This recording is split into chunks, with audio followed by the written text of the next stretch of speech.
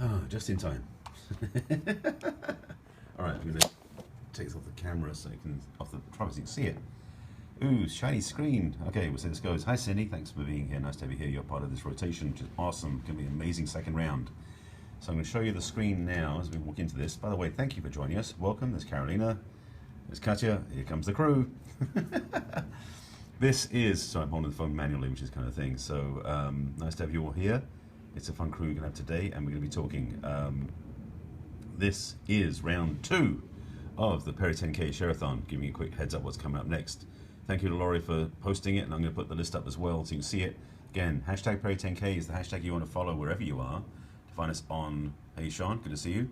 To everyone to find us on Periscope, best place to go is hashtag Perry 10K. And that's the link to join us next year.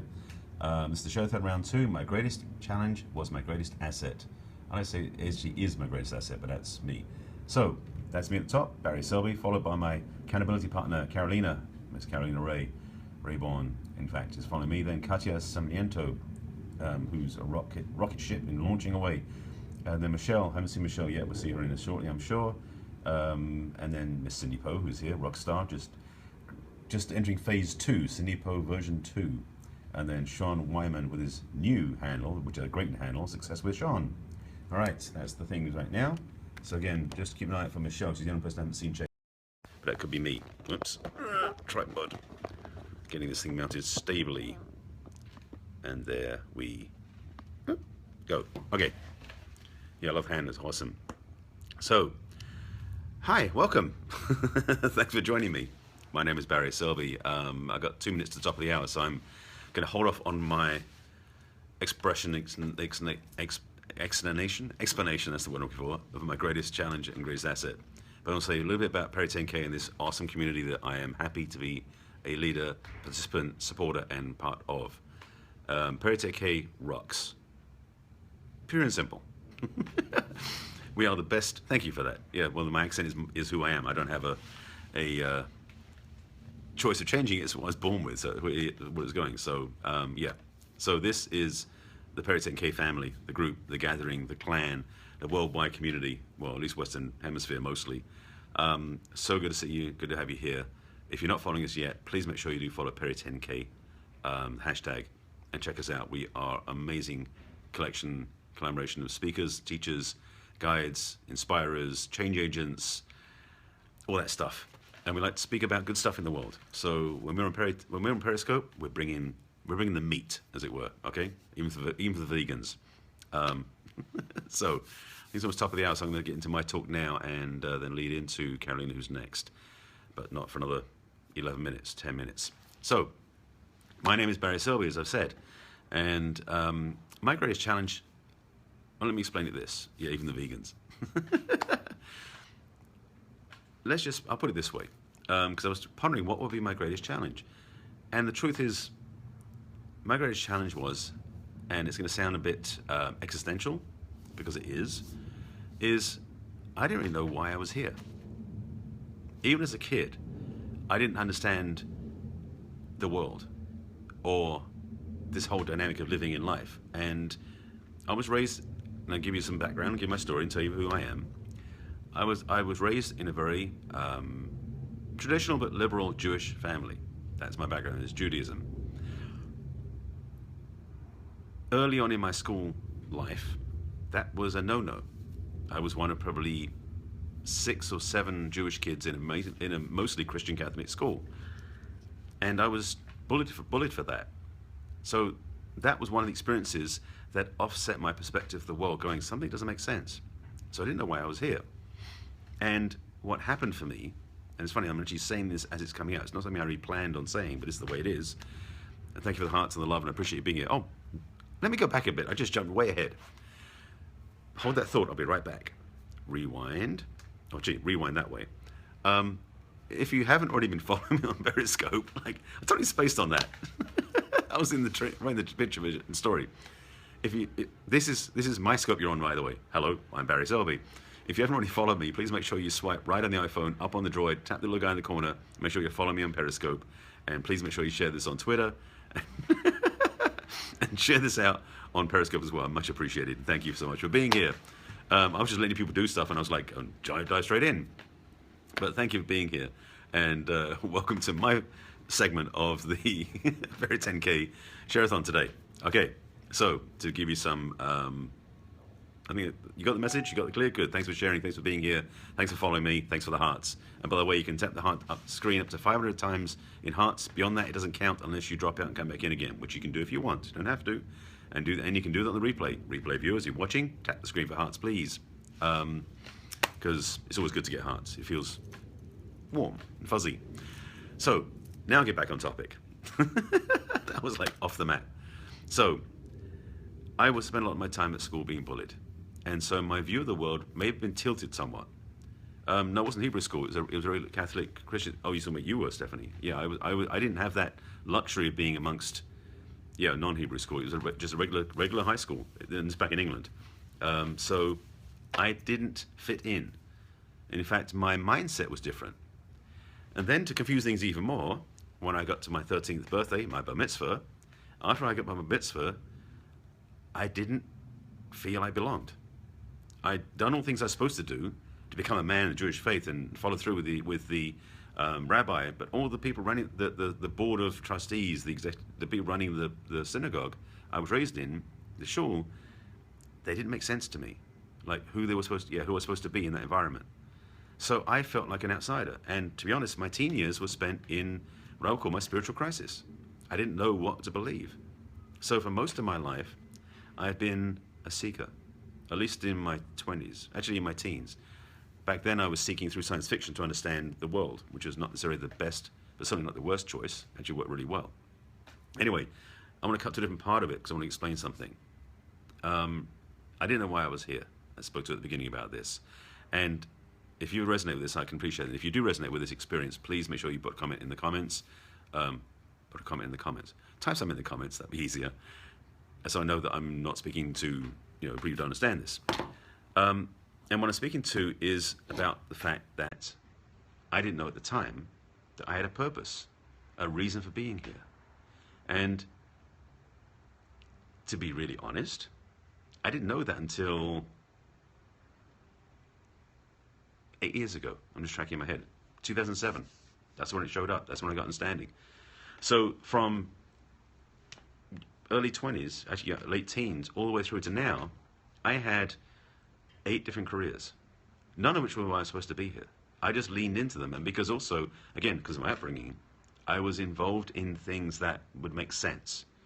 So I did pretty well in school, but not perfect. I did well in certain things, but not perfect. So in my careers, in my college, all these things, yeah. And the experience was I would get by. And I was basically realizing, looking back, being somewhat invisible, because standing out wasn't my comfort zone. It wasn't my idea. It's so different now. I'll get to that in a minute. It was such a journey for me. Well, that's the thing, is that what happened was, because for me, what happened was I was learning about love and relationships over the years, the bad ways, or I should say bad habits. And I learned so much stuff. I got involved, immersed, and dedicated to the personal growth industry since the mid-'80s. I've been doing this stuff for 30 years. So I've learned about myself and other people a lot over the years. But even then, I kept that world separate from my business world. They were two separate things. And so I didn't bring what I was learning into my life. I kept it hidden. And looking back, I realized I missed many opportunities, which were happened. But now I'm in a place where I have no apologies. I have no barrier between the two.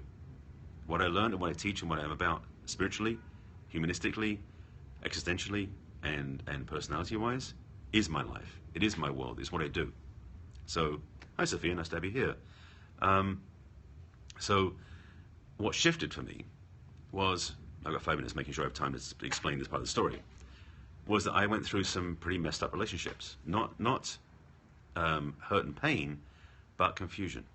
And I kept dating women who I thought would make my life better, but in fact I wasn't making their life better. And so I had this experience with 3 relationships in a row, in fact, that were the same result that I created. I created the result by omission. And that put me on the path to learning about myself a whole new way. And that was 2007, where I learned that my meaning of life was more important than anything else. My purpose, my reason for being here was priority. And it didn't, up to that point, make sense. But everything started clicking after that. Everything became true after that. And it led me to my work. I mean, you know, I said I was hiding out, I was invisible. Well, I've written a frigging book now. I'm a best-selling author. Not so invisible anymore, because my work is my life, and my life is what I teach, and my work is my passion. And it's becoming the driving force in everything I do. And yes, I didn't do it when I was 20, but I'm so glad I did it now. And that, for me, is where the greatest challenge became the greatest asset. My willingness to watch the world, in some ways, go by, has become a strength to observe people, to observe behavior, and to also have such a breadth of knowledge that I studied and embraced because I didn't know differently. You know, yes, I've got a master's degree now. I didn't even finish college when I was a kid because I was taking a different path.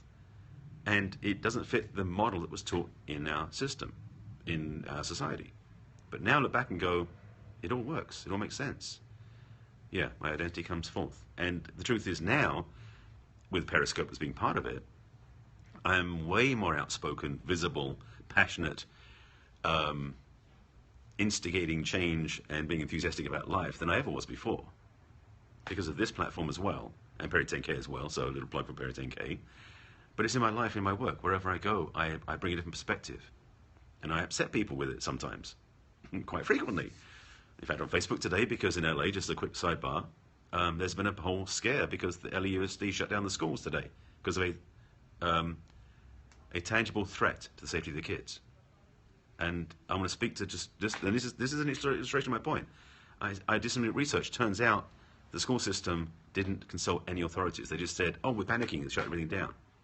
I won't just go, oh my God, it's so bad. I want to say, let's look at this. Now, that's an extreme, thank you, I appreciate that. That's an extreme case, but this is the point. I'm not about sitting on the sidelines watching anymore. I did that for too many years. My commitment to life, my commitment to you, my commitment to the world is to stay visible. My commitment is also to speak up and speak out and to sometimes be the counter voice to what's going on, because I want to see things more whole. I want to see the world change in a positive direction. My work in relationships is about that. I'm glad to see you, Carolina. Yes, you put up some hearts up there, please, and some emojis so we can see you, because you're up in a minute and a half. I'll make sure it's all right. I was getting a rant, so I'll make sure you're involved. Marina Ray is up in a minute and a half, just over. But this is my passion, my work. Now, you talked to me 30, 35, 40 years ago, I wouldn't have said anything like that. So absolutely, there she is, Marina Ray. You're up next, I love that. Hands up in the hearts, that's you. Okay, that's my buddy, so we're basically going to go see her. She rocks, she's amazing. So this is my expression, my truth, is that I'm passionate about life, about love, about joy in my coaching relationships, in my work helping people find their purpose, their mission, their reason for being. It drives me. It is, yes, thank you. Thank you, Steph, for managing that. Awesome. Thank you, Carolina. I will see you in a minute, so go do it. There she is. Ah, there's Michelle. Michelle's here. I was getting worried because you're the one person who hasn't signed in yet on our scope to see you coming, so thank you. You're here. Good. Follow along. We're going to be going. And Carolina Ray's up next, so that's good. Our second round is complete. Our whole team is ready to go, so we're on track. Just in time. Perfect. Yes. So, yes, stay visible and speak up. That's it. That's my commitment to you and to everybody in the world, on social media, everywhere. It's what I do in my life. It's who I am, and never to be stopped anymore. All accounted for. Yes, indeed. Thank you, Sean. All right, so I've got 10 seconds left, so I'm waiting for Carolina to go live, and then someone will let me know when she's live so we can switch across and follow her. Thank you for following me. Make sure you do follow Perry 10K, and a few seconds, in against the list. As Carolina is coming next. Whoops, I'm going to hand out the shadow. Then Miss Katia Semniento, Miss Michelle Spradell, Cindy Poe, and Sean Wyman. And there's the handles to follow. Myself, Carolina Ray, Reach and Make Millions, So Good Spray, and Cindy Poe, and Success with Sean. That's the list. All right, so now we're waiting for, sorry, writing on my hands and getting all brightened up in there. Ta-da! Okay, good. So that's it. You're welcome, Steph, and thank you, Marlene. It's been a joy. It is a joy. Continues to be a joy to play and serve here. So now just waiting for Carolina to go live, and then we're going to follow her and go across. So keep me posted if she is, because it's about time for her to be ready. And I love this stuff. Yeah. Once the genie's out of the bottle, can't go back in. What can I say? And thanks for watching and following me. And let's rock and roll this place. All right? So, thank you, Cindy. I love you too. And Steph. We're a big family. She's live. Great. Okay. Thank you. My pleasure. I will see you. I'll see you on your returns. Michelle, I'll see you too. All right. I'm going to head out and go watch Miss. If you're not already following me, make sure you follow me on Periscope. Tap the guy in the little corner. Tap on follow me, or swipe right on the iPhone up on the Droid, and I will be letting you know how to find Carolina next. See you soon.